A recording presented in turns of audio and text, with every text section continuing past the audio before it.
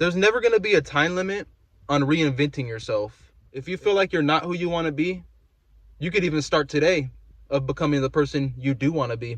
And people like to overthink the process of rebuilding yourself. They think that you have to completely restart yourself from square one. And that's not the case. Like, there's always little things that you can pick and choose about yourself that you're like, damn, I can improve on that. I can improve on this. It may not happen overnight, but you can for sure build upon it every day. There's never any situation in life where the result or the outcome of getting through the situation is doing nothing.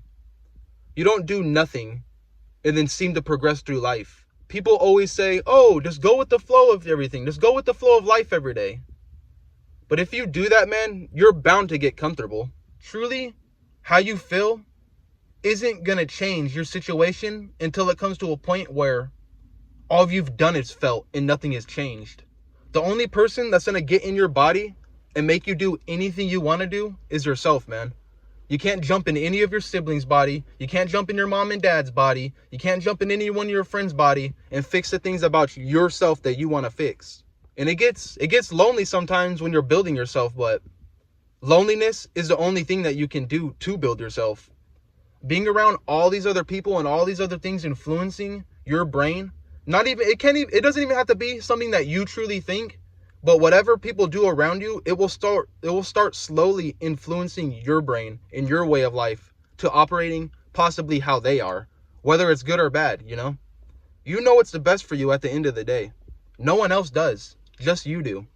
Everyone's in the position they are because of what they do on a normal basis. Everyone thinks that there's a certain rule book, a certain cheat code to make it in this life, and there really isn't. It's just that everyone that gets to a predicament where they achieved all their goals, they let ego take control. And they'll just speak from an ego standpoint, being like, oh, I did everything perfect to get here. I did blah, blah, blah, blah, blah, blah, blah, blah, blah, all this shit. And you're like, damn, I got to do all this to make it. No one in life has the blueprint of making it. Everyone makes it in life their own separate way. So you can't just try to copy someone else's blueprint and try to force it upon yourself, because no one else's blueprint applies to your life, because everyone has their own walk of life.